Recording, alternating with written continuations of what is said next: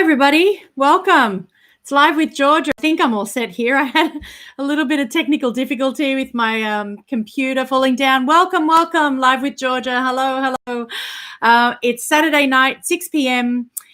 In Eastern Standard Time. That's New York City. And I welcome everybody here tonight to my live show where we're going to be reading the tarot and learning how to read the tarot.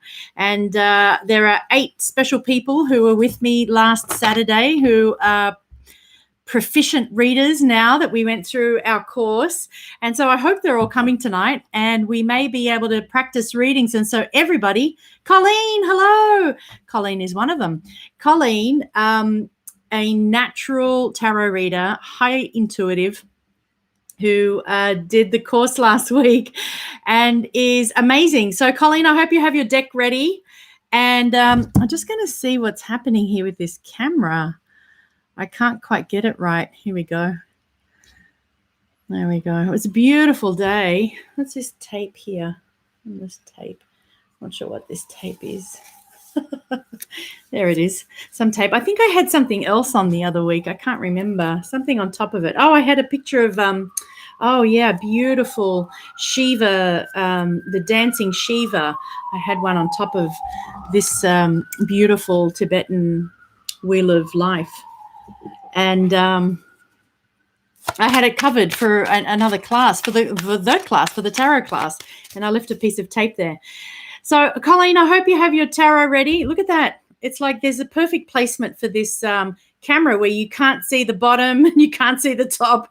It's like this show. I'm laughing at myself because if I lift it too high, you see this is just a fabric, and every time I move the camera, you can see kind of like the rest of the room. It's like the illusion is here, and everything that's perfect is in this photo. But today I decided I'm not going to put on a lot of makeup and there's pimples everywhere. I'm just like, oh, well, it's just going to have to be warts and all today. Linda, hello. Lauren made it. Oh, Lauren, you were texting me and I was so happy. I couldn't read your last text and so, thank you so much. You look amazing. You would look amazing up here with me, Lauren. So one day, hopefully we can get to do some lives together. Lauren Fox has some amazing nature spirit cards, and I'm not sure if that's the name you've given them, Lauren. I know that somewhere in our notes or your notes, you've got the name of these incredible cards. She takes photos of nature and then superimposes other images on top of them, and they're just incredible. And very soon, I think they're getting printed. Jenny, hello. Hi, welcome. Oh, just my favorite people in the universe. Thank you so much for being here. Rebecca, woo! Rebecca and I spent the day together. Our children were playing in Central Park, and it was just such a magical day. The leaves have all fallen, and there's tons of them, and they were running around, and it was cold and, a little bit warm, a little bit cold. It was just lovely. Thank you so much. I'm shuffling the cards. I know that, Lauren, you said that you'd paid for a reading, so let me know. Let's jump straight in. Do I have any announcements? I do. My first announcement is to say welcome. The second one is hello, Charlie. How are you? The second one is that I've neglected to send out a newsletter both last week and this week. One last week I was just so busy with the course, and this week I don't know what happened. I literally was like, I'll do it tomorrow. I'm very sorry I haven't done it. So there are 2 things that are kind of on the boil, which I've been thinking a lot about. One is the spirit seance, and I'm hoping to do one at the end of this month. And the spirit seance is going to be a one-night Zoom get-together where we all come in and we get a message from spirit. And so for those of you who are interested in kind of developing their spirit mediumship or their psychic mediumship, we could all get together and practice this, do this with one another. And I'll also be inviting a couple of pros, so friends that I know who have these gifts in being able to speak with loved ones, speak with spirits to bring through the messages, but also just to raise the vibration of the circle. And I was hoping to, have, say, $10 entry into the class, and that would secure your seat, and we would maybe keep it to like 8 or 10 people, and then everybody would be assured of getting a message from their loved one, and also they would be assured of having, you know, a moment to use their internal clairs and their internal senses to see if they can sense spirit themselves. And because everybody's sort of tuned in and turned on and kind of really thinking about connecting with their loved ones, and it's an atmosphere which makes it easier for us to do it. So I think it's a great idea, and I'm hoping you do too. So if you like that idea, give me a thumbs up. Maybe make a comment. I'm definitely going to be letting people know about it. It'll be the last week of November, and I'm just sort of pinning down the day. And I'm super excited about it. I just think it's so much fun, and everybody had so much fun on Halloween on our Spirit Seance that night. Wonderful. So Lauren Fox has got our question. And the other thing I wanted to let you all know about is that I'm making malas. So Derek has a 10-week this is Derek O'Neill. This is a meditation course that I'm doing and that I'm attending. I'm not doing the course. So I'm attending Derek O'Neill's meditation course, and so are many others. And Japa meditation, and you've seen that I do make malas, and I've given some away on the show, or at least I've given one away on the show. And the one that I'm still in the making is that beautiful Amazonite mala, which I had shown a few shows ago. Beautiful multicolored Amazonite. I think it's Amazonite. It was aquamarine. Could be the aquamarine one. I've got so many beads on my mind at the moment. I'm working with rhodonite, which is a beautiful pink. Actually, I just finished that one. I've been working with garnet, which is a beautiful rich red. So many beautiful beads at the moment. Gorgeous, gorgeous beads. So, and I have a lot of beads. So if you're interested, my mala special, my custom mala special is ending this month. And they're normally $300 because I spend time with you, and I believe that with you, intuit a mala that matches you energetically and sort of helps you with the mantra making and the meditation that you're doing. And that'll be ending the end of this month. So you can get a $300 mala for $150, and it's super special. And if I get a moment, I might pull some in from the other room. But if you keep an eye on my Instagram page, I'll post them. I have permission from the people that, Jennifer, hello. I have permission from the people I've made them for, a few of them, to post their pictures. So I'll be posting some of those soon. So that's it. That's my announcements. Let's get into tarot. Woohoo! Lauren, thank you. Jenny says, I'm interested, yes, in Amala beads. Awesome. Thank you, Jenny. Yeah, get me while I'm hot, because this week I have the children at home, but I think I'll be able to make some, depending on the weather and if we're staying inside. And it takes a good sort of 2-3 hours to put it together. I knot between the beads, so it's a very specific way of moving the beads, moving your hand over the beads. When they're knotted, they don't move in the same way as when they're just beads on a string. So it depends on your personal, preference. I also make malas that are not knotted, so that you could just run your fingers over the beads. But either way, you have the energy of that, and you can keep it. It's a necklace, so you put it on your neck. Jenny, thank you. I'm shuffling these cards so well, Lauren, for your question. We're generating heat here. There's a lot of energy coming through. So let's have a look. So Lauren's question is, I love you too, Lauren, so much. Here we go. We got them the right side up. So my question is around and about sexual trauma and tragedy that surrounds my being, so I can help clear the deck, so to speak. So for those of us who are looking at how do we make a question, really, so this is a question that says, how do I, my question is around and about sexual trauma. So what we're going to do is we're going to say, how can this trauma, what can we do, or Lauren do, to help heal the trauma, right? So I want to make it easy for the cards to give me an answer. And so I need to structure my question, and hopefully Lauren's like, okay, that sounds about right. And if not, you'd correct me, right? And if we were here face to face, we'd be doing all of this very quickly. So what we're looking at is what does Lauren need to do to heal this trauma? And so we're going to ask, what does Lauren need to do to heal the trauma?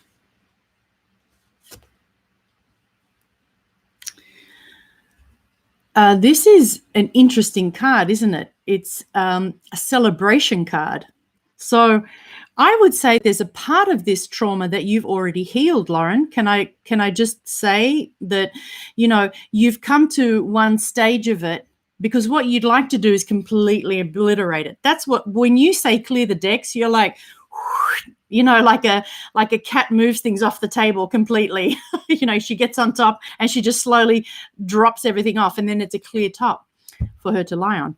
And what you've got here is you've got a scene where people are celebrating, and there are 4 sticks. Okay. Now, if I was to look at this and I'd say, okay, so there are 4 sticks. Maybe there are 4 events.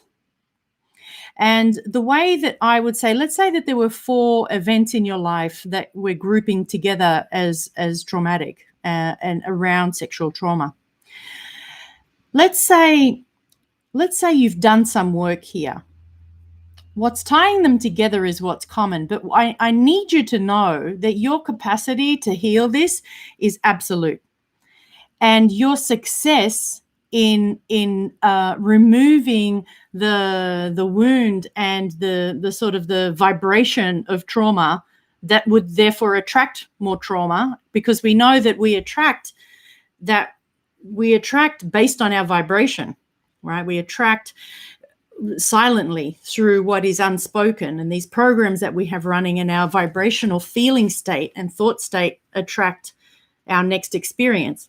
Right? Which is why we hope in the best sort of situation possible is that when we meet an event that's, that we would normally react to, that we meet this event with a completely different consciousness, knowing that if we can bring our vibration into a calmer state quicker, then we won't create more of the same.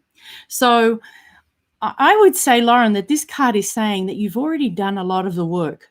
You've already done a lot of the work, and that you are succeeding, if not already succeeded, in completely clearing this deck, right?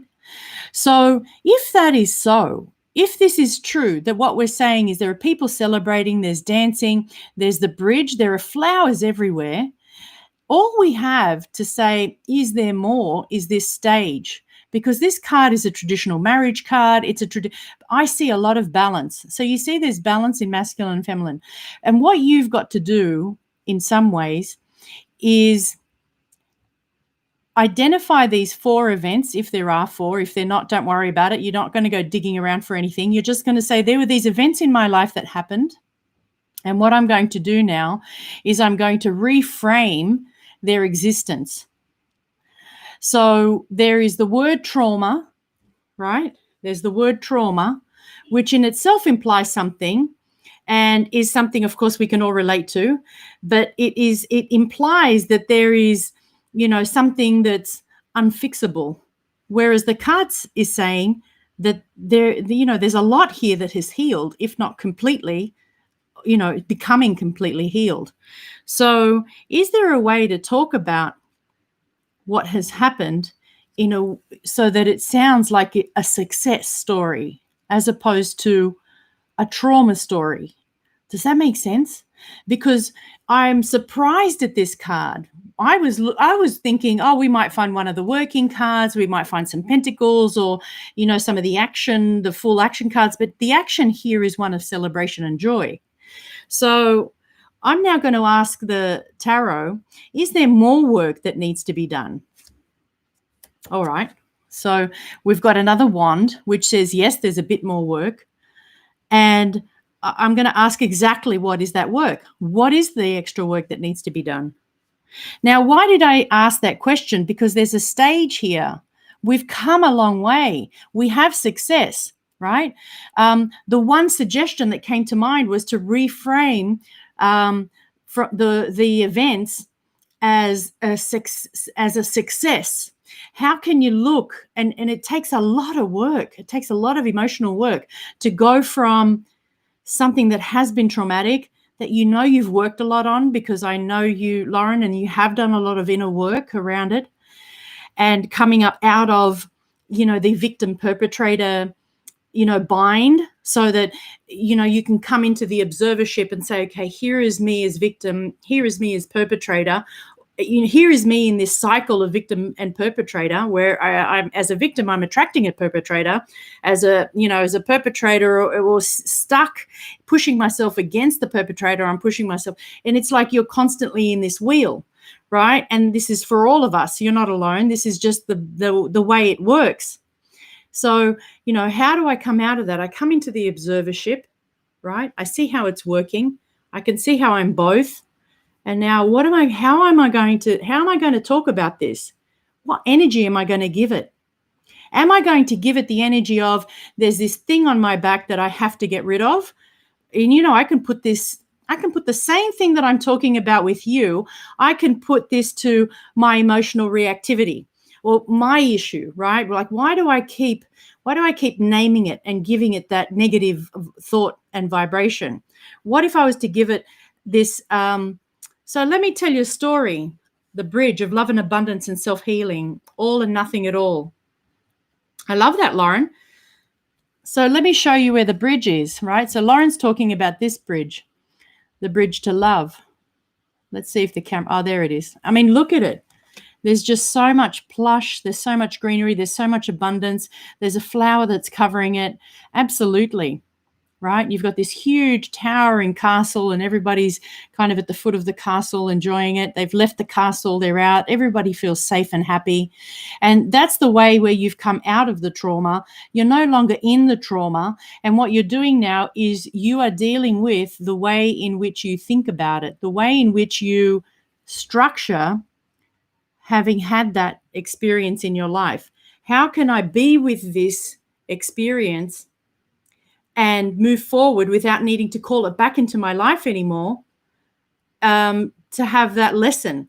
So, if we're really taking that very high road of, taking all of our experiences, traumatic or not, and saying, okay, why did I have this experience? Why did this experience happen in my life? And what did I get out of it? What did I get out of it that was useful? Right? Because I think that's a really important question. So let's have a look at that for you, right? Let's have a look at what you got out of it that was useful. And if you were here, I'd ask you. But here we've got the King of Swords. Now, what have we said about the King of Swords? Incredibly smart guy, very smart guy, highly strategic, knows exactly what to do, when to do it. Very intuitive. So as a man, so the Queen of Swords is highly intuitive, but so is the King of Swords. So you carry this energy. You carry the sword of truth. Nobody can kind of come up to you and try to win you over or try to, you can see their intention. And this is something that this experience, right? The experience of this trauma has created in you the capacity to have that foresight and to have that insight, because when you see people, you can read their energy perfectly. And that's what this guy does. He's the strategy guy. He's the guy where you go to, you're like, I want to be able to do A, B, C. And he says, well, this is exactly how you're going to do it. And you have that, right? So this is something that it has given you. But what else has it given you? And so these are the questions that you want to be asking yourself. Let's ask also how, right? The spiritual work that you've done. What else can you do? How much more can we climb? Here is the hermit at the top of the Himalayas, right? So it's about the balance of empathic and synchronized balance. I'd have to understand what you're meaning by synchronized balance. But are you talking about the King of Swords being the hermit? Well, I've got to say that the hermit is the spiritual seeker. The hermit is the one that has gone in. I mean, if this experience, we know that this experience has pushed you into the hermit, because the physical part of life becomes so painful. We get pushed into, well, why are we here to experience this? Why did we come here to have this experience, this challenging experience? The question has to be asked, because it's too painful, right? And so we move into the spirit and we say, well, what is this all about? And so this is what he searches for the truth. And that's why he also resonates, because he holds the truth. He's capable of communicating the truth. He's also extremely clever. He's one of the most intelligent kings in the deck, and highly intuitive. So these are some of the gifts that have come to you because of your experiences around trauma, right? So when we start telling a story about the gifts of the trauma that we've experienced, we move from a state of disempowerment to empowerment. And so this is about you claiming your power back and claiming your power front in a way where you move forward with the gifts that you have gained from the experience in your life. And I believe these are the two gifts. These are the gifts. Your capacity to walk a spirit-led life, and your capacity to use your intellect and obviously clearly empathy, right? Because you can feel, not only do you think and know, but you feel and know, people. You know people. You're an incredible healer. And I almost wish that, the King of Cups was here too. Let's see if we have one more. He didn't arrive, but look who's here. So we have 3 cards. And remember, we asked the tarot, how can you wipe the slate clean from having the sexual trauma kind of in your life and as an active vibration? Because I know that you've done so much work around it, we said, well, do you need to do more work? Because there's so much success in this card. So the card said, yes, more work. Well, what is that work? It's a reframe. It's a looking at grabbing a hold of all positives that you've gained from the experiences in your life, the traumatic ones, and taking them and wearing them and moving forward with them, and then trusting spirit. This is probably the most profound card in the whole deck, because it's the 0 point. It's the point where we go back to once you've wiped the slate clean, it's almost like this life is finished and you are starting a whole new life again. And when you're doing that, you're doing it consciously, because what happens, this is kind of like the God realization card. This card is the 0 point. This is the point from which everything arises. The magician, who is number 1, is the first thought, I am. And then the high priestess comes after that to bring in all the spiritual laws after the I am, right? And there's organization after that. But he is complete raw energy. And in this raw state, there's the potential, there's unlimited potential. And so you're being asked to come into 0 point to create that which you want to create, which is that self-empowered and self-directed life that this seeker has, because from there others will follow. He's the light bearer. He's the one that walks through the darkness, shining the light. And you can see that the star is a 6-pointed star, and the 6-pointed star is an upright triangle and a downward triangle. And this one is up toward the heaven and one is toward the earth. So we're balancing spirit and bringing it into the earth, right? And that stick, that walking stick, is also gold. And I talk about this a lot when I see these cards, because I do believe he's also a magician and he's connecting to the magician. And I think I've done this before, and I've pulled the look how similar they are. This is Merlin, right? Merlin the magician. And he's holding the light, as is the hermit. I've promised to send this one to Donna Marie, my friend Donna Marie, and I still have it here, so I will eventually put this in the mail, Donna Marie. But so you see what's being asked. Does that make sense, Lauren? The last card is the Fool. Yeah. You've got 2 major arcana and one of the most intuitive kings.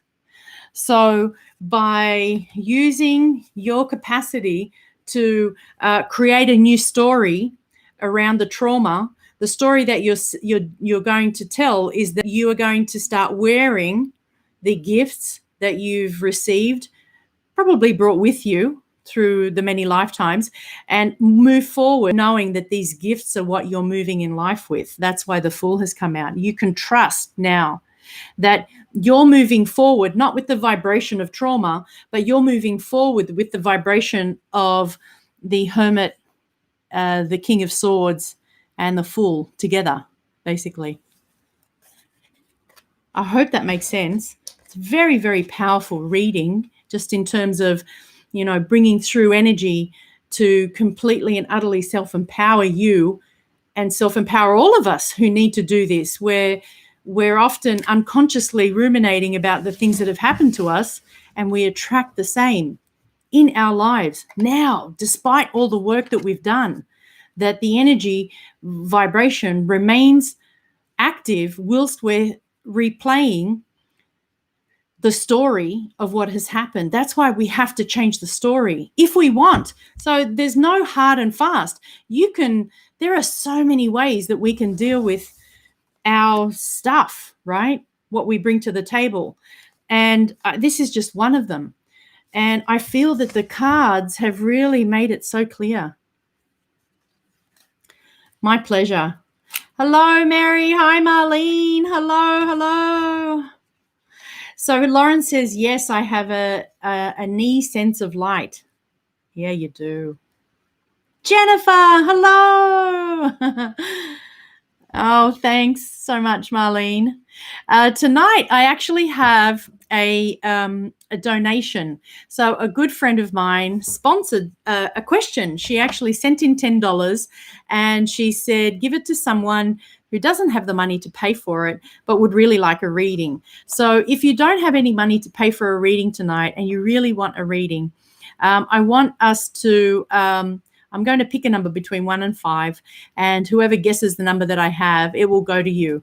And so I'm now thinking of that number. And wait a second. Have I got it? I've got it. I'm going to put it down. And for anyone who wants to win that wonderful donation reading that we got from our anonymous sponsor, who I'm very appreciative of, please let me know. So put your number down. That is so wild because we've already got everybody got one down. We've got 2 people with the same number, and that's good. I'm glad.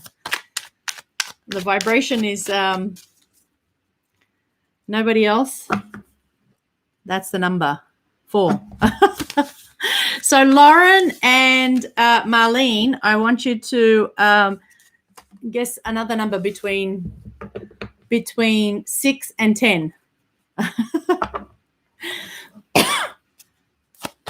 Another number between 6 and 10, because both of you got my number 4. So I've got another number. Let me write it down.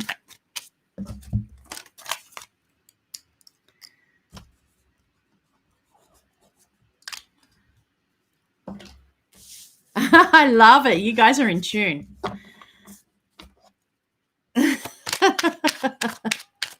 Look at that. So my number was 7. Let's try once more. And then, oh, and it's Mary. Oh, right. Sorry, I'm mixing you up. It would be helpful to have people's names on it. Yeah, I do keep mixing you up. I'm sorry about that. Forgive me. I know that you have your initials there, but it helps to have your name for me anyway. I'm in a space where I'm not using my left brain so much. But that's not a great excuse.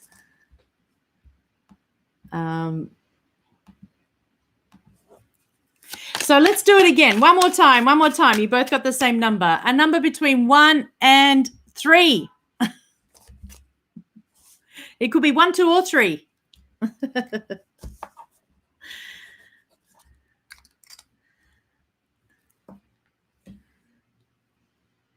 Eminem.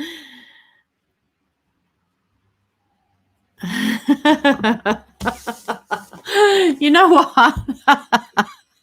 I got to. All right, we can't keep guessing. I've got to find another way to do this. You just did it again. All right, how about between 1 and 10?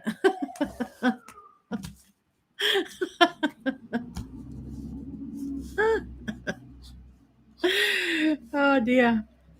All right, I got another number. Between 1 and 10. Was there anyone else? I need to go up. Here we go.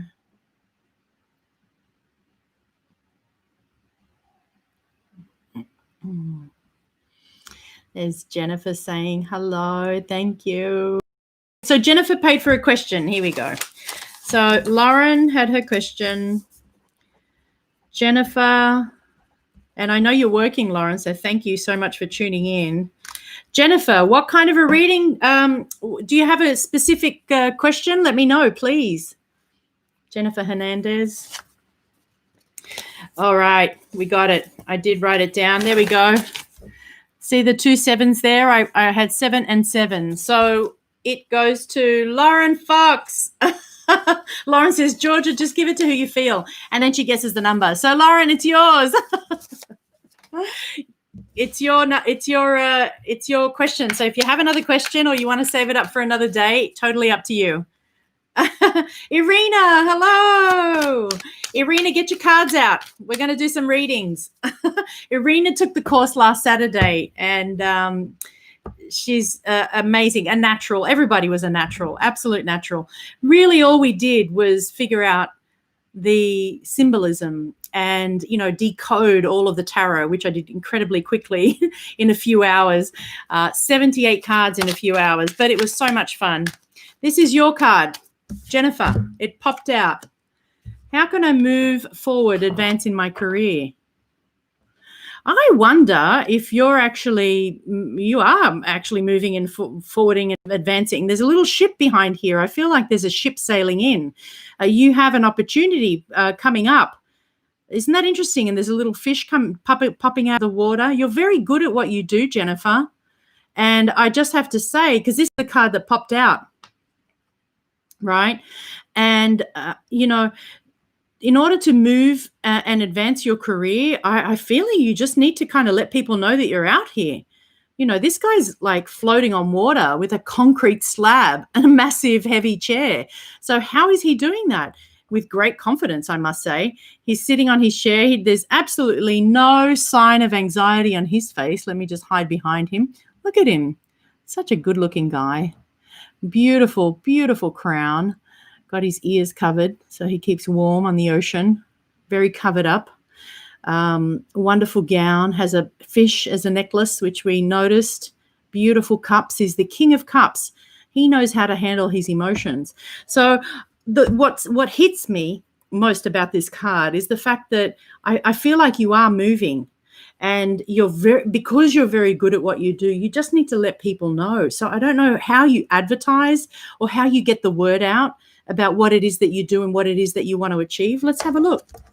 All right, let's have a look.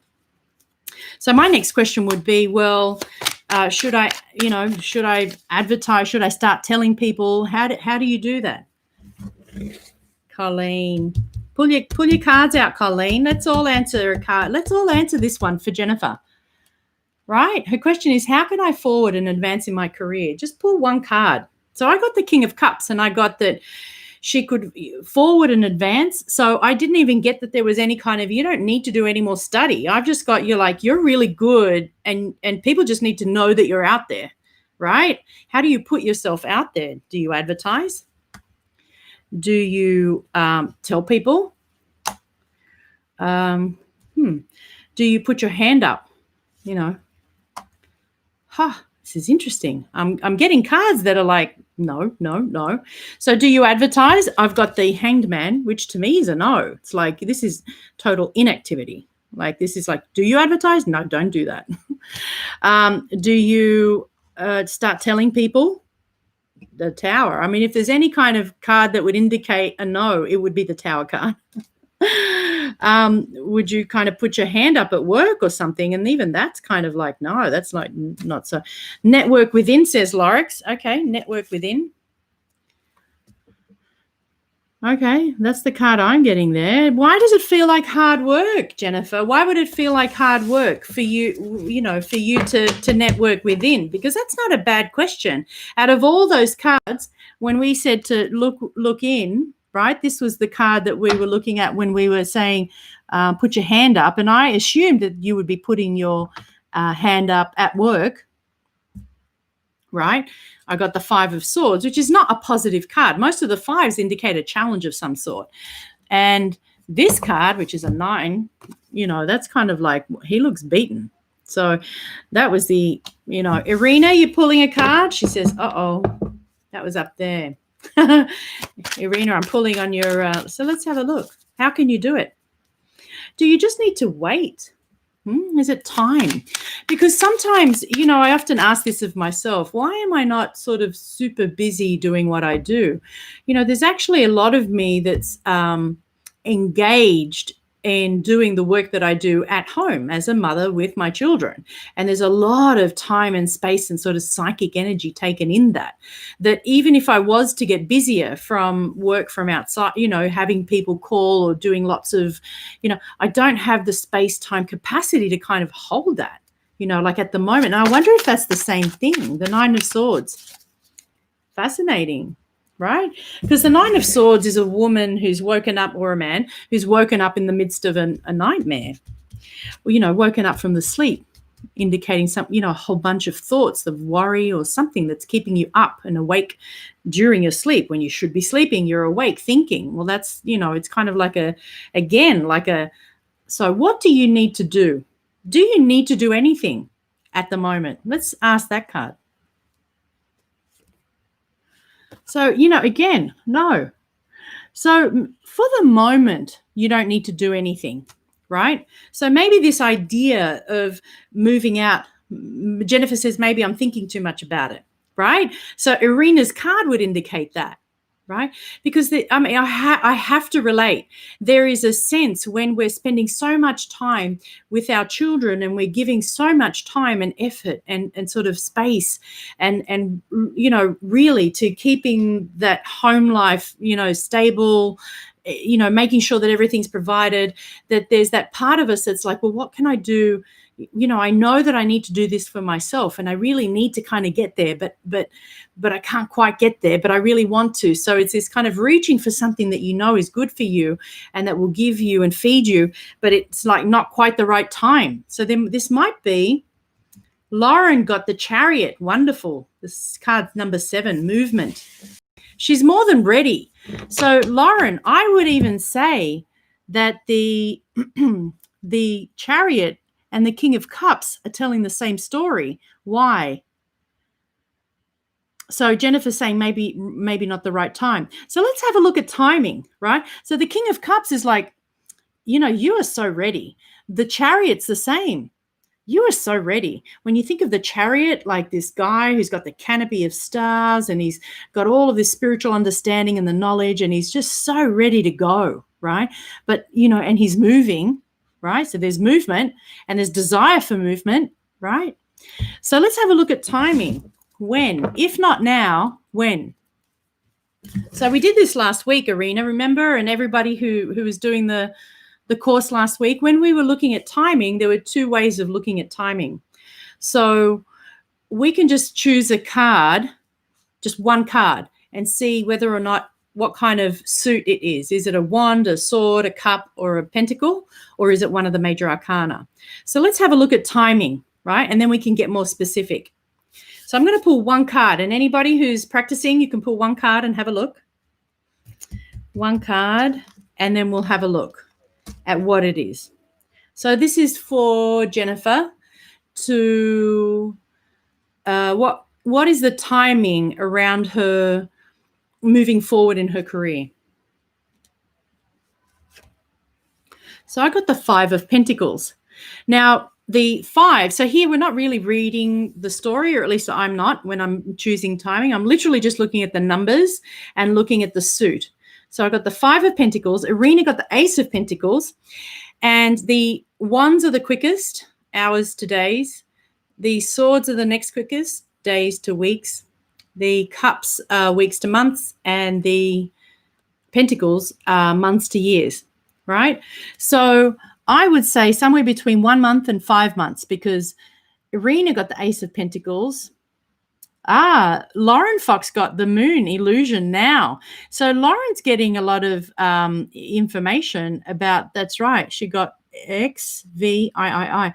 So the Moon puts it into, if we were to do the same timing that I'm doing. So Lauren, you might be reading your cards differently to the way that I'm reading them, right?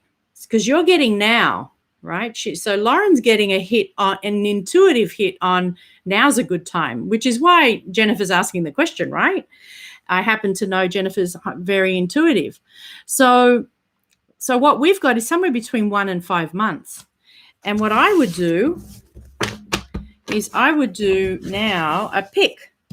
I would look at a card for each month. 1 month, 2 months, 3 months, 4 months, 5 months, 6 months.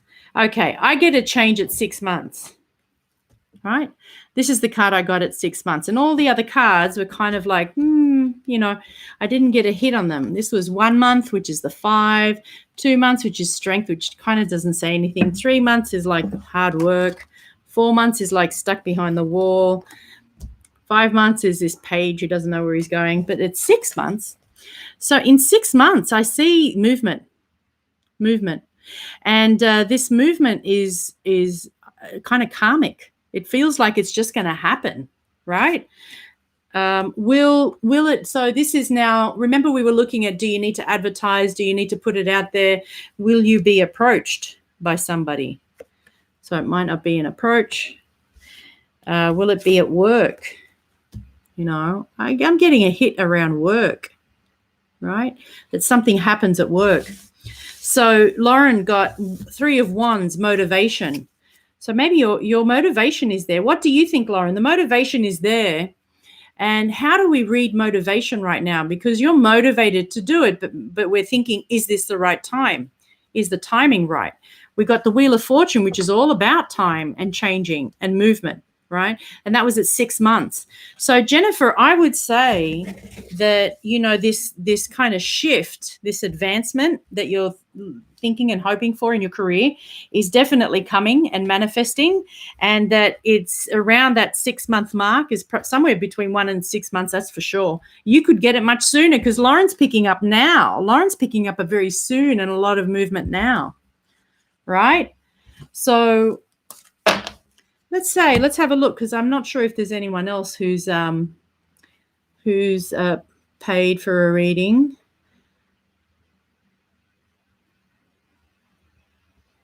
I'll save or pass it to a loving being on the call.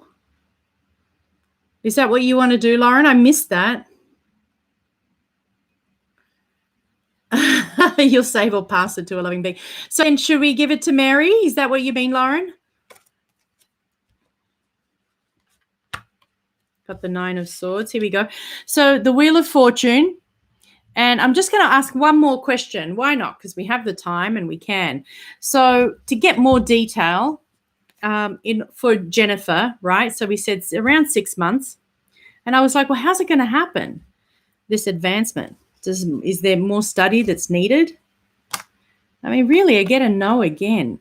It seems like you have everything that you need. Is there an opportunity coming at 6 months?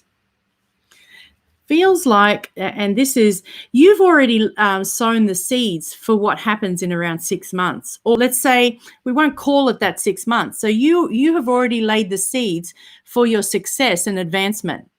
And so now it's a waiting game, and it's a mix between, the how do we manifest that which we want? Well, it's a mix between kind of opportunity, and if the universe is always ready to give it to us, then it's a matter of us, when are we ready to receive it? How much resistance is in that pool of, I'm not ready to receive it, or I have so many ideas and worries about it that I keep throwing into that pool, which kind of muddy the waters a little for the universe. So we want to keep that pool nice and clear. So maybe what you could do, why don't we ask the cards, well, what can you do? Is there anything you can do? Yeah. So, and the reason I say yeah is because here is this guy and he's knocking down all the naysayers. And these naysayers are kind of like the thoughts in your head. And I know these are not swords to represent thoughts, but it's like an energy of action. We asked, what can you do? Which is an action question. What can you do to help yourself to achieve that which you desire? And there's that sense that if there's any ideas about, well, I may not be good enough, or I'm not working hard enough, or I need to do more, because it's very clear you don't need to do any more, that you are well set and ready and clearly capable to advance in your career. So I would work just in on yourself, not to worry about it, that Nine of Swords, right? Not to spend any time around any anxiety around it, and just know that it's coming and be happy about it coming, and kind of rest back in saying, you know what, I am advancing. It's just a matter of time. And that kind of releases you from any anxiety around it or any grasping around it. You don't have to kind of keep kind of going, well, when is it coming? When is it coming? You can just say, well, I know it's coming. And, I'm not going to spend any time worrying about it, right? Because I feel like that's going to create the best substrate for its arrival. And let's have a look at the card that just fell down. Oh, look at that. So this card is the card of abundance. And what's she doing? She's just resting in her garden. There's a snail. So I love this card. Look at that tiny snail. Can you see it? I might have to focus it in on her. There she is. Look at this lady of leisure. No mother ever looks like this. No mother of young children ever looks like this, not without staff or help or a lot of help. Okay, here she is. There's the snail. So really, this is the card of slowing down, and you are going to get what you want, and it's just a matter of time, right? So the timing is just like God's timing. The universe's timing. I mean, I'm not using God as in like the man with the white beard in the sky. It's the universe's timing. And there's kind of almost nothing that you need to do outside of not worry about it. I think that goes along with what Lauren says, belief in myself. Yes. Yes, Lauren Fox says, I think for Jennifer, it's about trust in self. Absolutely. Yes. Oh, Marlene donated. Wonderful. So we have Marlene and Lauren. You said that you would give your reading to Mary, Marlene, Jennifer, Lauren. And Mary, if you're here, ask your question. And Marlene, thank you so much for donating. 30% of all proceeds tonight is going to the Irish Wheelchair Association. That's our charity for the month, which is wonderful, wonderful, wonderful. Thank you so much. Thanks, Lauren. Thank you so much for taking your time out. I know you're working tonight. On the question of King of Pentacles, trust. Yes, trust. Oh, and you got the Three of Wands motivation. Fantastic. So Lauren's a natural reader of the tarot. She's got her own deck coming out. So hopefully, Lauren, once you've got them all printed and in a box, we'll be able to talk about them and see them. I want to see them. I want to get some. Nature Spirit cards. Beautiful cards. I can't wait to see them. So Marlene, where are you? Marlene. And Mary says, I'm still here. Thank you so much. Give me a minute. Oh, here we go. So Marlene says, my stepdaughter is going through a lot. Has her stay with us helped her at all? She will be leaving back home soon. All right, let's ask the cards. I can immediately say yes, that her stay with you has helped. Your energy is so bright and your energy is so open and so innocent and playful that it opens her up. But she does have, there is some sadness around her. I think she's kind of got this thing where she doesn't really know what she wants, right? And sometimes when you don't know that what you want, and you're dealing with the shadow and you haven't quite got your finger on why it is that things are going off for you, she would benefit from some time in therapy, or at least some time in, this is your stepdaughter. I don't know how old she is, but it feels like she's kind of old enough to have experienced, something in her life where it has affected her. And she's 14. I was just going to say, it feels like the energy of a teenager, because emotions are so huge at that time. So it just felt like there was some emotion there, and it does feel like there's some sadness, right? So I don't know if she has the opportunity to speak with a counselor or someone who, with whom she can kind of reflect, some thoughts and feelings and just name them and talk about them. So your question was, has the time with you helped her? I get a yes. I get that she got a lot spiritually, and maybe not, maybe she won't be able to put her finger on it and say, this is what I got. She got a lot in her soul. There's a lot of calm that you offer in your relating with her, which I feel she's benefited from. And you see where his hands are between his heart and actually they're around the solar plexus. So I believe you have karma with her. You've had other lives with her, which is why she's come into your life as a stepdaughter, right? Everybody that comes into our lives that is close to us, that we spend a lot of time with, these are people with whom we've had, at least if you believe so, that we've reincarnated with, that we've had other experiences with them. And so the energy around her and you is a spiritual one. And I do believe that you have that connection with her. And just in your presence, she experiences that. And about her problems, let's ask.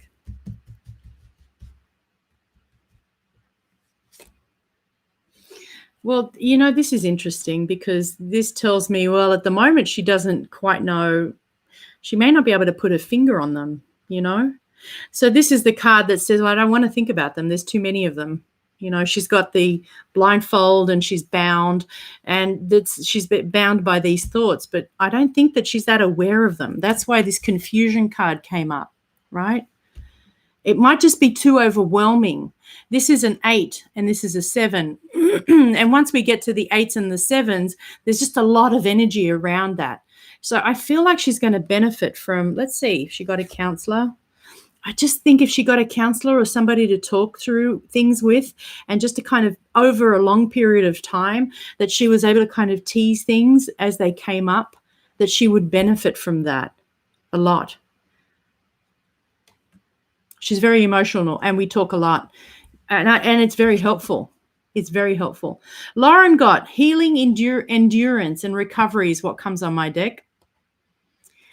And Marlene says that's exactly how she feels. She doesn't know, and she blames a lot on her dad. Yeah, she's really not looking at her. She's not looking at how her thoughts are creating a part of her problem and her emotionality.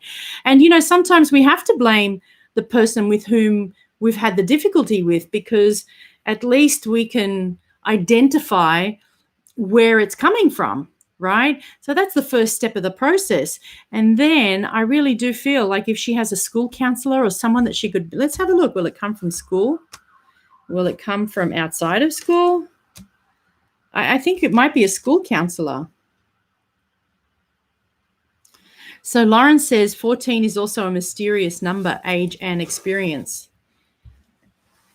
There's a lot going on for 14-year-olds, right? I don't know if she's, often it used to be the age, or anywhere between 12 and 14 is when girls come into womanhood and they start developing and they're getting their period, and there's a lot of emotion, and so there's a lot to handle, and she really does benefit from you, and I believe also she'll benefit from speaking with someone.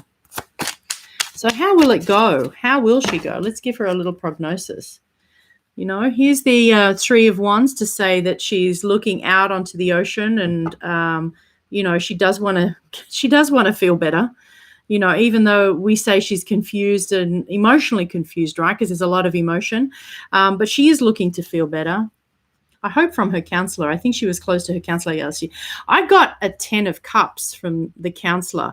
And the thing is that now that we're going into lockdown or potential lockdowns and public schools are locked down here in New York City, I don't know what's happening in your state. What would a 7 look like? So Lauren's asking, what would a 7 look like? So, 7 is a very spiritual number. And when the two sevens come together, it amplifies what the sevens stand for. So what happens is that the 6 is a success card. And with the 7, you get another little challenge again, just to move you up and forward. So 7 is kind of more work needs to be done, which kind of fits in with what we're talking about here with Marlene's stepdaughter. So she does need more work. She needs that consistent sort of talking about her thoughts and her emotions, because that's what this is. These are her emotions. They're just a lot of them. They're just very confusing.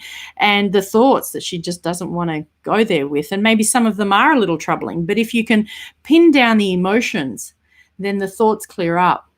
Because emotions feed, thoughts sometimes. When you're feeling terrible, the whole day can turn out to be terrible, even though only a tiny bit of the day was terrible. But if you feel terrible, it's almost like it colors the whole day. What would a 7 look like? Would it be fear? Lauren, you're picking up things intuitively, right? So I'm speaking about 7s from the point of numerology and the point of the next step. But that's very true, actually. So let's pick up the 7 of Wands, which we had before. And you're right, Lauren. Fear would definitely be in them. Why? Because here's this guy who's beating down these other sticks, right? Whilst trying to stay solid on the ground. Let's have a look at the 7 of Wands, if you can pull it up, everybody. There he is. Yeah. Fearful. This guy ran out of his house with his tunic on. He's got one sock on, one shoe without a sock. He's kind of lost, a little bit stressed. And yes, there can be fear. Absolutely. So, this idea that she has emotions that she needs to look into and deal with. Yeah, absolutely. That's there. And how are they going to go? Let's give her a monthly, maybe 3 monthly look. So I'm going to look at how's she going to be in 3 months, 6 months, 9 months, 12 months. She'll definitely be in a much better place in 12 months. I also have it around 6 months, some movement, right? So I'll have to pop off because of cat sitting and forgot my charger. Got to take pictures of my client before the battery dies. Love you too, Jenny. Thanks very much. I'll be in touch about the mala. Thank you so much.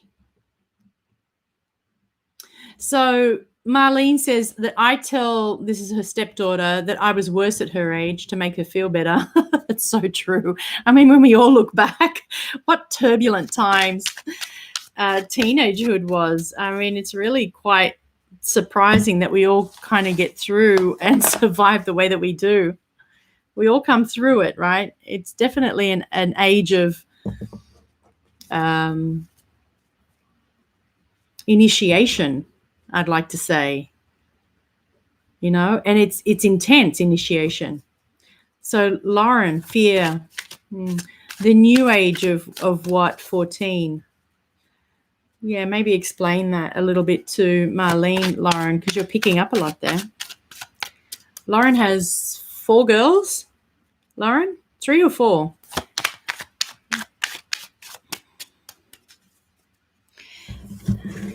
So I'm just laying these out. So Jenny, I'm just wanting to make sure that you didn't tell me that you'd bought a reading. I don't want you to leave before you get one.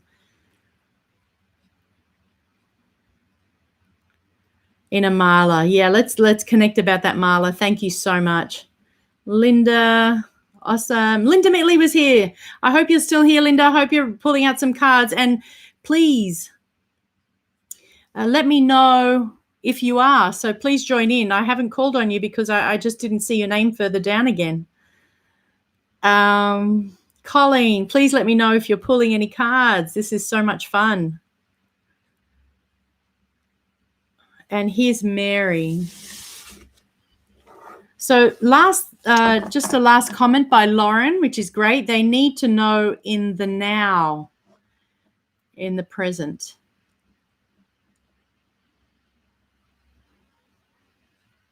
Unfortunately, the new age is not wanting to know about the past.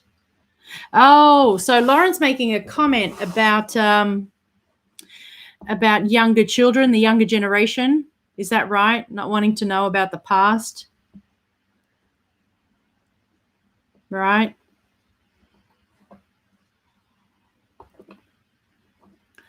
So they need everything in the now. You might need to explain that a little, Lauren, because I'm going to move on to Mary so that we can get the Hanged Man in tonight, because I'd really love to talk about him. Or her. Long-haired, blonde figure, upside down on the T, the cross. So Mary says, yeah, so okay, good. So Marlene says, I think I understand. Being a teenager now is different from being a teenager before social media. Right.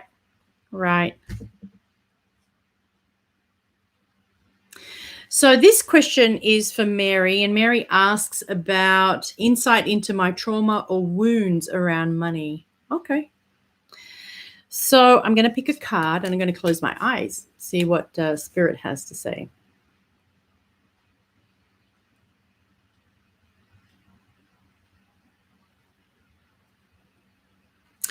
So I did see something traumatic. I don't know why we're using the word trauma, but somehow the word trauma, with the word trauma, I saw something. So I don't know if this is a specific event that happened to you, Mary, where either you were touching money and you were kind of, slapped, or, there was some severing.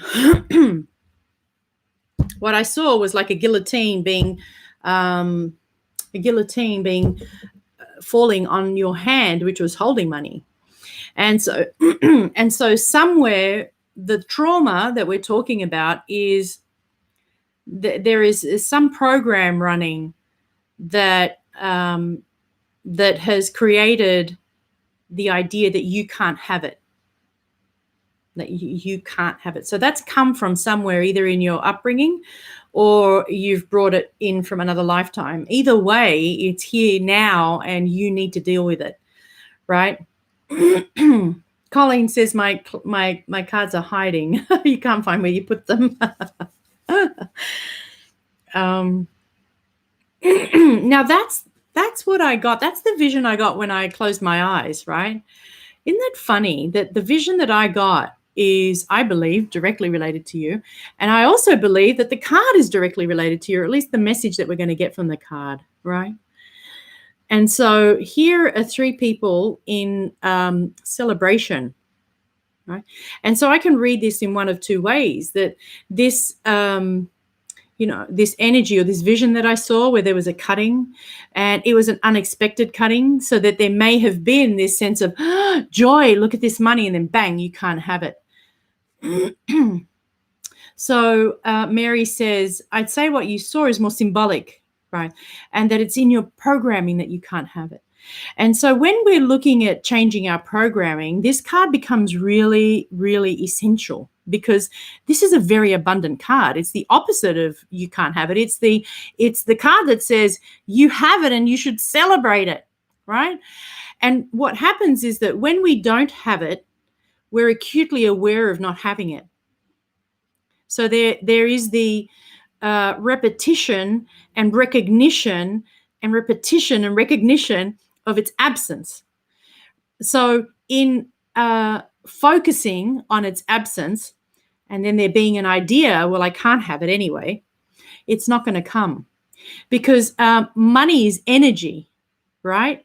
And money moves like energy. So with the idea that you can't have it, there's no movement. So either you take control and change your program to I can have it, And you have to find the capacity within yourself to keep rerouting yourself. And it's very hard when you've spent so much time saying, I can't have it, right? And I know this because it's the same difficulty that we have getting off the same, behaviors that we need to change, the things that have become deep habits that we know are no good for us. And we, keep creating suffering, and we need to change them. Why do we keep doing them? Right? And we have to be vigilant to recognize that it's about to happen and then stop it, because we don't want that result anymore, i.e. the lack of income or the lack of abundance. And so in order to get out of it, you have to be just as violent in some ways, in the positive sense, right? So the idea that there is a continual observance of the lack of it, this idea, this action, actually, it's not an idea, it's an action. You keep thinking and talking about not having it. That has to stop. Now that's violent, right? Because you are not going to let yourself express what is actually happening. Can you do that? Can you do that? So there are lots of ways to go about this. You could go back to the root cause and find out, why am I thinking like that? I need to change the programming by going there and uprooting that cause. And that does help. It helps a lot to uplift to get rid of the program by going to the root cause and then coming back into the present moment and sowing new seeds. That's very, very helpful process. And neuro-linguistic programming has a process called the timeline therapy that can do that. Lots of different processes. And, in therapy, you can do that. And this is why, this is for entertainment purposes only. So reading the tarot is for entertainment purposes. It's for educational purposes. So we draw information from the cards for ourselves, right? And for others, obviously. I'm reading for others. You need to decide what you want to do and how you're going to uproot that cause and uproot that program. But you need to do it, Mary. Nobody else can do it for you, right? That's the reality. So Mary says, yes, absolutely, my programming. I've been working with EFT and other things to clear, heal, and not making the progress I'm expecting. So Queen of Wands, says Lauren Fox, the Passion from the Oceanic Tarot, and the King of Cups, Understanding in the Oceanic Tarot. Yeah. The King of Cups is a therapist, right? And the first card was the Hanged Man in Limbo. There's a lot of let go in the Hanged Man too. So let's talk about him. So Mary, does that make sense that your work now lies in going to the I can't have it and making it I can have it? And the way in which you do it, if there's one avenue that's not working, just find another avenue. There are lots of avenues, right? Lots of avenues. Let's ask the cards. Would it be another psychotherapy? So let's say, would you go to a counselor or try another psychotherapeutic technique, right? Maybe. So we've got, some validation there that you could do that. It would cost money, right? So that's why there's this sense of imbalance. It's like, well, I don't have the money. I'm not sure that I can do it, right? So you go back into it just touches the same button every time, right? Well, I want to deal with this issue, but I have to pay money to deal with the issue. Well, I can't deal with the issue then. I still have the issue, right? Abraham Hicks talks a lot about not even going to the root cause and just switching gears. Well, I can have it, and faking it till you make it. Right? So is this going to be something that you do? You're going to do it. And there is success in your path around this, Mary. So you just need to keep at it. That's what the Knight of Pentacles is telling me. And not to give up. Because if you stay grounded around this, you will succeed in being able to bring the abundance into your life. Because the Knight of Pentacles and all of the Pentacles are about abundance. Don't stay at the cutoff. Yeah. There is hope. There's hope because you create it, right? So that card is me asking a question of how do you move forward? How do you move forward?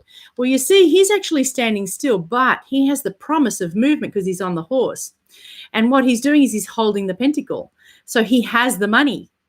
And therefore, money will be yours because he's also looking forward. He's not looking backward. Don't look at the cut. The cut's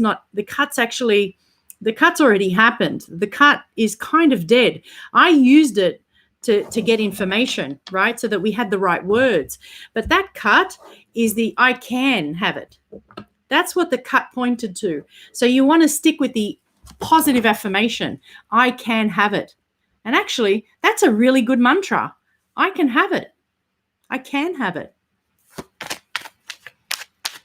So I hope that's helpful. Many blessings to you, Mary. Yes, there's hope. Let's pull out the Hanged Man. I love the Hanged Man. He is number 12, right? And he is a number 3. 1 + 2 = 3. And so he's a manifestation card. Why is he a manifestation card? Because in order to manifest, we need to go back to the kind of 0 point. We need to connect to source. And he's an upside down man, right? So it signifies that yoga pose, the headstand, the turning oneself upside down to kind of empty one's head and thoughts. Oh, my card is missing. I don't know where it's gone. Here it is. It's probably right down the bottom. There he is. The number 12. Here we go. The Hanged Man. So the Hanged Man comes after justice.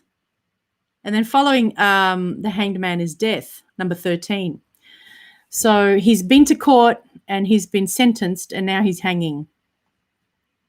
So we've learnt that there are consequences for our actions and that there are seeds that we have sown and we reap the benefits or the difficulties based on what it is that we were doing, right? Our thoughts, words, and actions have created this card. So at some point we need to stop and we need to give up what we're doing and in some ways kind of take stock of what's happening. Oh, okay, maybe we're not in our head at that time, which is he's upside down. So he's emptied his head. And in emptying his head of the thoughts, i.e., I was thinking that everything was happening in this way, but because I went through the justice card, I'm now thinking maybe I haven't been doing things the right way. Maybe I need to change what I'm doing, which is why I'm upside down, why I have this funny leg mudra, right? This leg position. And what's happening? His left leg is crossed over his right leg.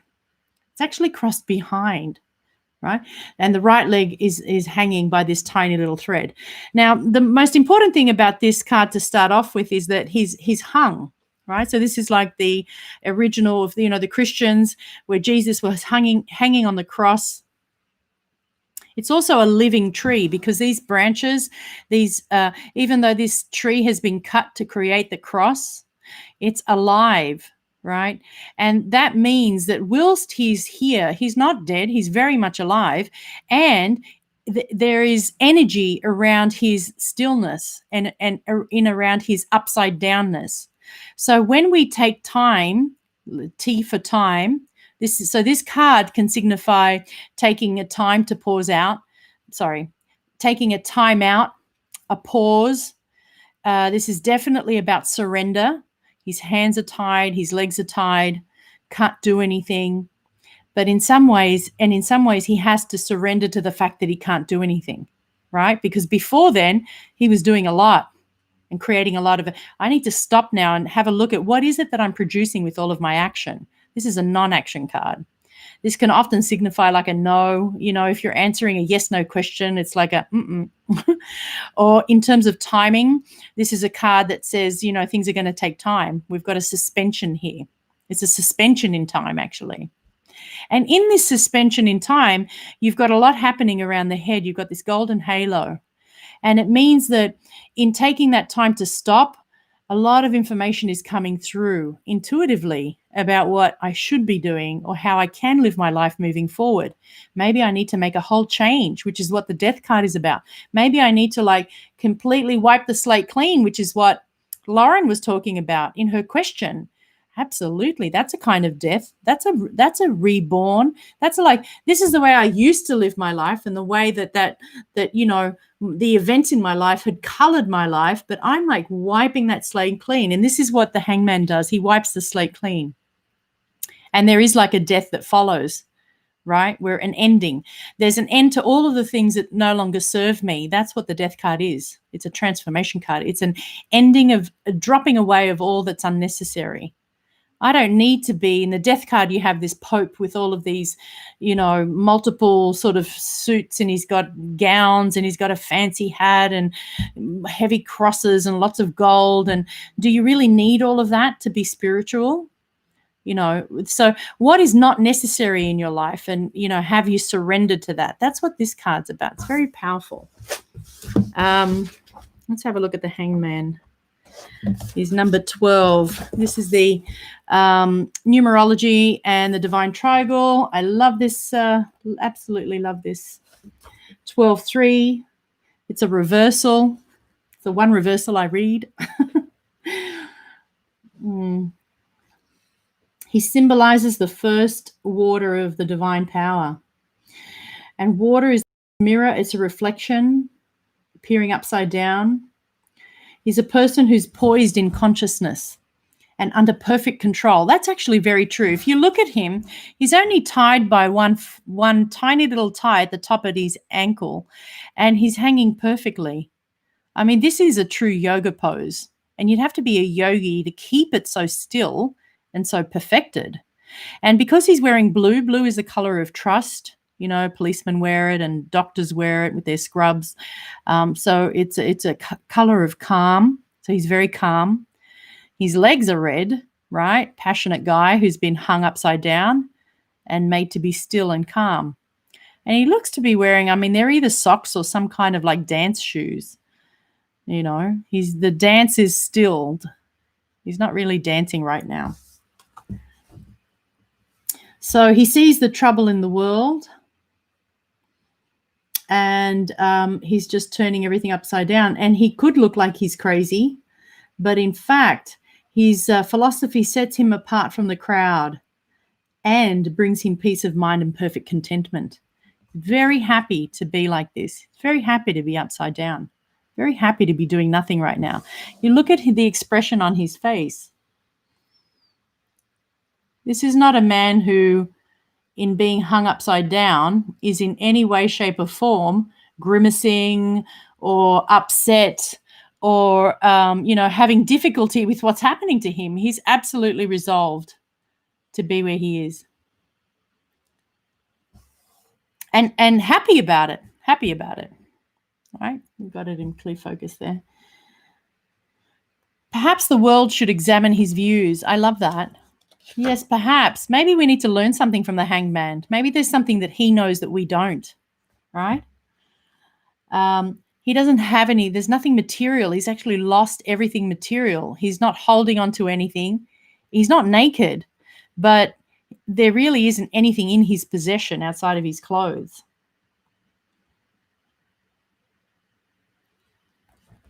Yeah. So this is the energy of Jupiter astrologically, and Neptune. And Jupiter is the ruler of Sagittarius.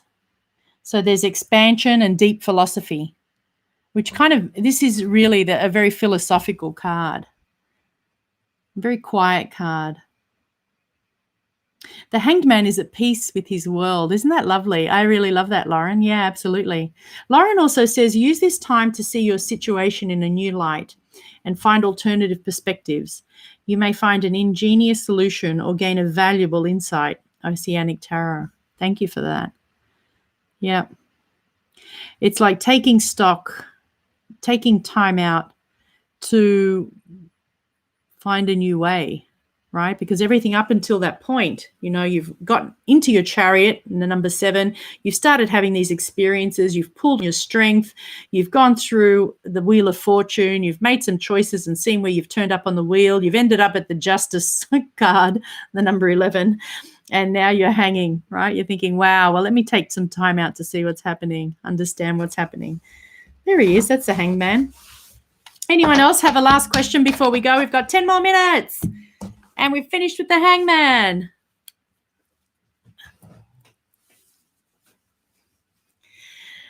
Whoever's here, anybody got a burning question? We've got lots of people on board who are able to help. Lauren's got her Oceanic Tarot. We have Irina, who was pulling cards a little earlier.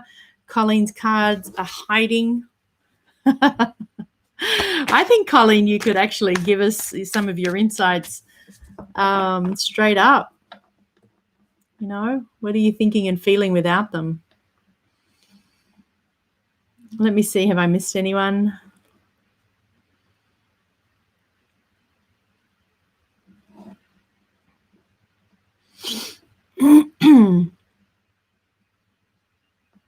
Charlie's here. Charlie girl.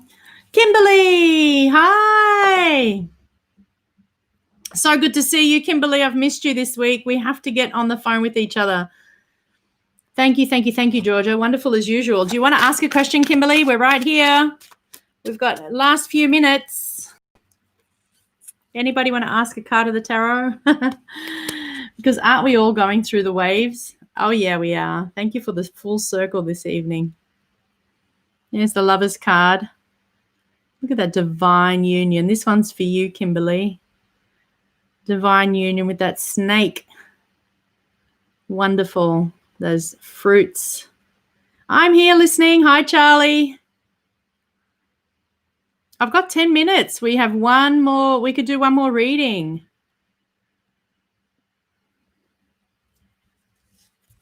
Irina, yeah, let's have a look. Is it a good time for you to look for a new apartment? Let's do it. Goodness, what did I hear? 300,000 people have left Manhattan. So, or maybe not Manhattan, it might be New York City. So I suspect there's going to be, you know, you could definitely negotiate. You could definitely negotiate a new rental agreement, that's for sure. I know lots of people have been and succeeding in negotiating their rental agreements. All right, here we go, Irina. This one's for you. Is it a good time for me to look for a new apartment? Huh, look at that. It's a very quiet card. You know, maybe meditate on it. Because at the moment I've got like, well, this is not an action card. You know, is it a good time? I was saying, hey, it is a good time. I've heard all of these people who are going, but the card here is very quiet. Very quiet. You know, there's a sense that you could potentially negotiate in your own apartment rather than moving apartments. You could negotiate a cheaper rent. And Marlene got the Hermit. Fascinating, right? So Irina says maybe upstate. Let's have a look. So Marlene got the Hermit. The Hermit and this card together are actually very quiet, right? They're kind of like, shh, you know, don't talk. You know, the Hermit isn't speaking. He's just shining the light. And this guy's asleep, looking very kind of quiet, very still, almost dead on a coffin, right? It is interesting. Your landlord's not been flexible. Right. And maybe it's a matter of just time. Again, this is like, okay, why isn't the tarot doing an absolute yes or an absolute no? And maybe it is all about timing. So let's ask. Maybe it's not time. Let's have a look. Upstate. Let's pull a card for upstate. What did we get? The Hanged Man. The Hanged Man, the Hermit, and this guy. So maybe not upstate yet, right? You'll be brave and ask a question next week. Well done, Charlie. Thank you so much. Re-rent, yeah. So, you know, so far these cards are very quiet around moving. So let's have a look at timing. If not now, when? Let's say we go by 2 months. 2 months, 4 months, 6 months, 8 months, 10 months, 12 months, 2, 4, 6. So I get around 6 months. Why? Because all the other cards are not as clear as this one. So at around the 6-month mark, and I feel like maybe that was the timing that we'd chosen earlier too, right? But I don't think it's, and maybe there's something about this winter period that's coming in. So Jennifer's card also was around that 6 months, like things will open up then. Maybe something happens kind of worldwide around that time, maybe pandemic related, or, there seems to be a release and opening that happens where there's some kind of change, and it could also be something that happens globally that affects us individually around that time. The King of Swords. So I feel you get very clear about this around that time, or either that or the opportunity arises, right?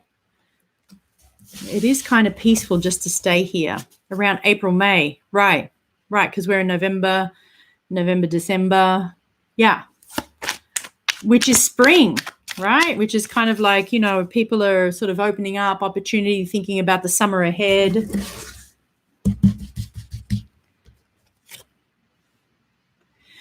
And, this card is about, will this place, be spiritual? You have a look at the window and there are all these leaves. It feels to me as if there'll be a lot of green and a lot of spirituality if you were to go upstate, a lot of beauty. You'd have a house, you'd have this connection to nature, which you already have. And then it's just about money, having the money to do it, right? So you would want to put that in your budget around, would you be able to afford a house, or, somewhere where there was farming land or land around this house that would be yours, And the Page of Cups, which kind of says, this is a new adventure. It's kind of like a new beginning. So we've come to the end of our time today. Thank you so much, everybody. So wonderful to read with you, for you, and to raise money for the Irish Wheelchair Association. Thank you so much, everyone who bought a reading. Thank you to our sponsor who paid for a reading today. And I really appreciate your time tonight. So have a great weekend, everybody, and I'll see you next week. Bye. And thank you.